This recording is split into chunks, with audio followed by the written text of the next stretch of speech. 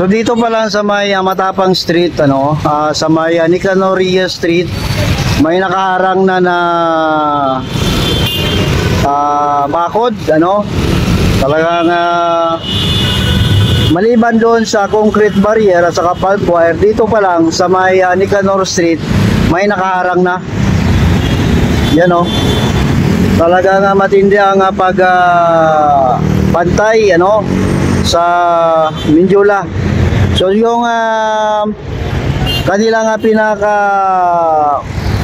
last or yung second to the last na harang ay nandun pa, siguro mga 500 meters dito sa may Nicanor Street. So dito pa lang ay pwede nang harangan ang mga ralyesta, pero walang pulis na nakabantay dito. Doon lang ang mga kapulisan nakabantay. Dito wala, parang precautionary measure lang ito, kumbaga parang warning lang na may nagbabantay dito sa Mindiola.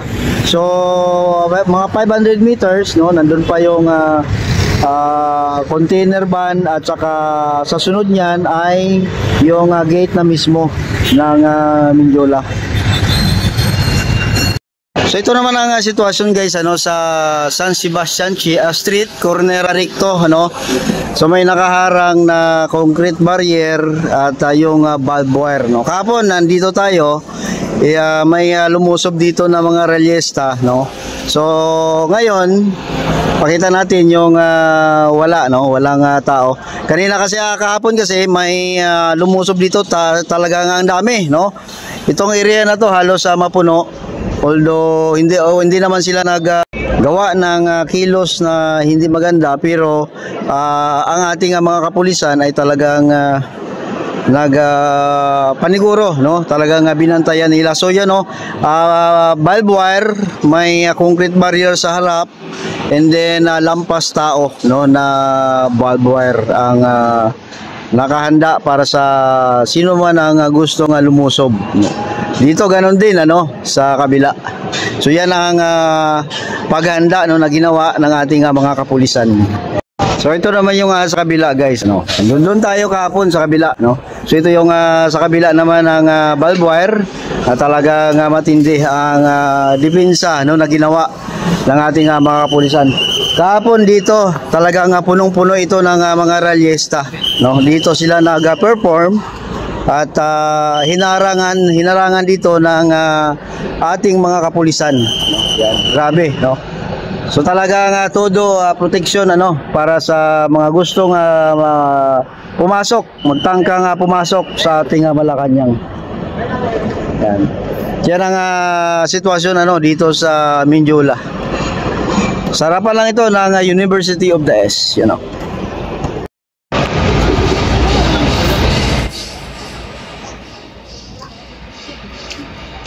Yun guys, nandito tayo sa may Mindiola, Yan po ang sitwasyon ngayon dito. Tuloy pa rin ang pagbabantay ng ating mga kapulisan. May banta pa rin kasi dahil sa EDSA may rally pa rin, ongoing ang rally. So may nakita tayong dalawang truck ng pulis.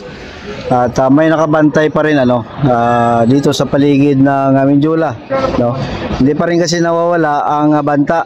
Although kahit na yung Iglesia ni Cristo ay tumigil na or umalis na sa Lunita, sa EDSA ay tuloy pa rin ang pag-rally, Ang last day nila ngayon actually, So nandiyan pa rin ang banta, na baka may lulusob, dito kahapon. May nag-rally dito, nandito rin tayo, nakikita nyo sa aking live. So nandito naman ang ating mga kapulisan na talagang nagbabantay, dinedepinsahan ang ating Malacanang. So nakita ko dalawang truck ng pulis, ang barbed wire, and may mga container sa likod, na nakaharang para sa mga gustong lumusob o gustong lumusob dito sa Mindiola. Yan. Yan po ang ano natin. Medyo tahimik ngayon, ano, umulan, pero still ano, ang ating mga kapulisan ay tuloy pa rin sa pagbabantay ano, dito. Yan. So lahat ng exit point ano ng Minjula ay may nakabantay ano at may nakaharang na mga barbed wire at concrete barrier para panigurado yan na hindi talaga mapasok no? Kasi alam mo naman yung mga ralyista yung emosyon ano talagang matindi no? Talagang hindi natin mapigilan minsan ang emosyon ng mga ralyista. So ito guys, pakita ko sa inyo ang nangyari kahapon na pagsugod ng mga ralyista. Kala ko ako kausap niya. So pakita ko sa inyo guys ang video kahapon na nangyaring paglusob dito sa Minjula. Ito siya guys.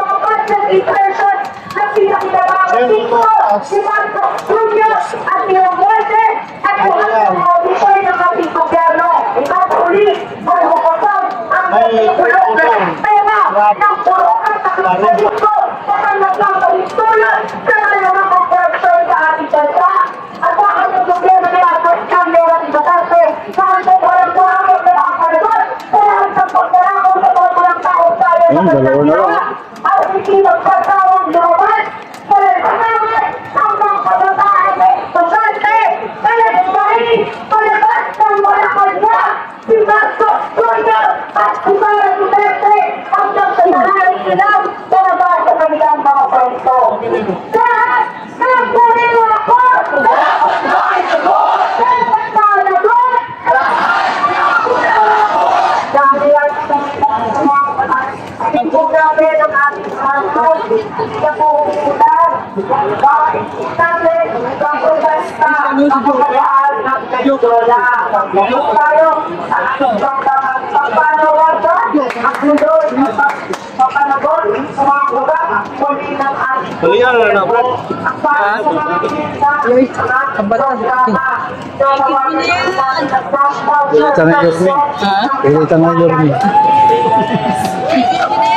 Hindi tayo gawin ng gabaw nito.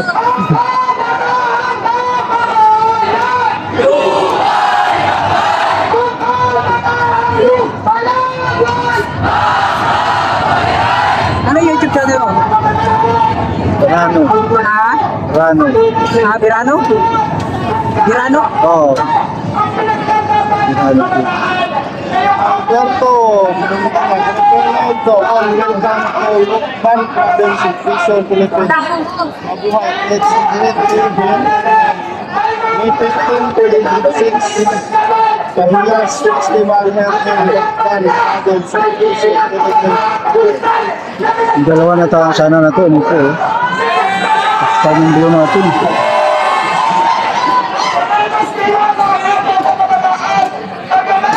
Nakbayan niya, nakbayan.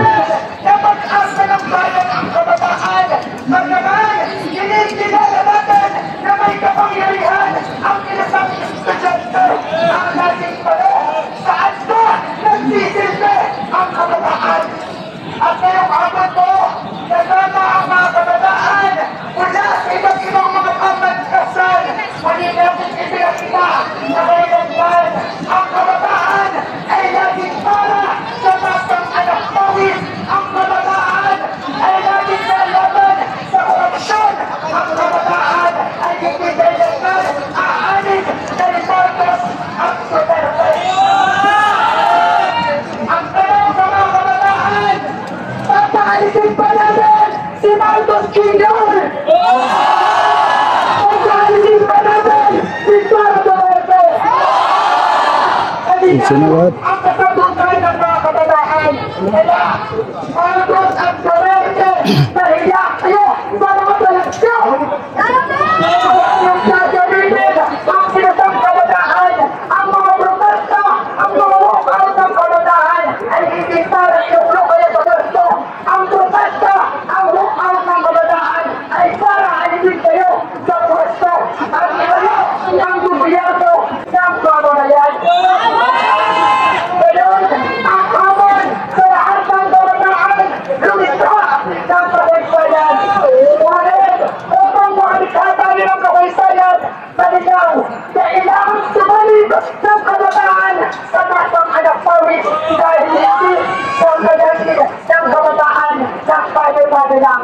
Ngayon, nagputok ng kabataan ang kinasangkuhan, ang pananagan, tumuro sa mga pagkagaan, tumuro sa mga sakahan, ang palakasinta, ang kinasal, laban sa korupsyon, palakasinta, ang kinasal, laban sa mga korupsyonismo, na intarjerismo, ang pagkakalismo. Dahil tanging sa pagkakasa ng kabataan, kasama ng baligang alyansa ng pagkagawa ang pagsasaka. Tunay, dahil nagkakapag ang isang gobyerno ng bayan, hindi gobyerno ni Marcos at Duterte. Ilaban ang ikaw, ang pagkatang ang pagkakayan! Ang pagkatang ang pagkakayan! Marcos Duterte! Alisin! Alisin! Alisin! Marcos Duterte! Pagtukas! Marcos Duterte! Alisin! Alisin! Alisin! Alisin! Marcos Duterte! Maraming salamat po.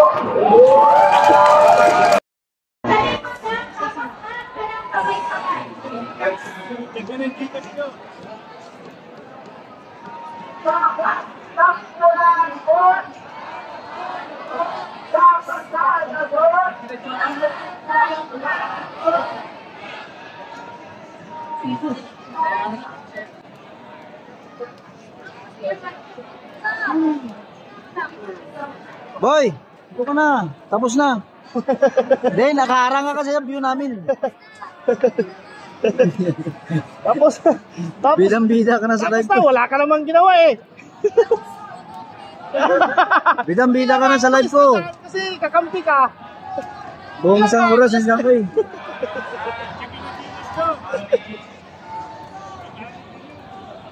Yun, tahimik naman na nag-disperse at saka yun, nagpalabas naman sila ng kanilang hinaing. Si Alisa na yung mga Ngayon, bata. tayo naman, guys, lipat tayo sa Lunita.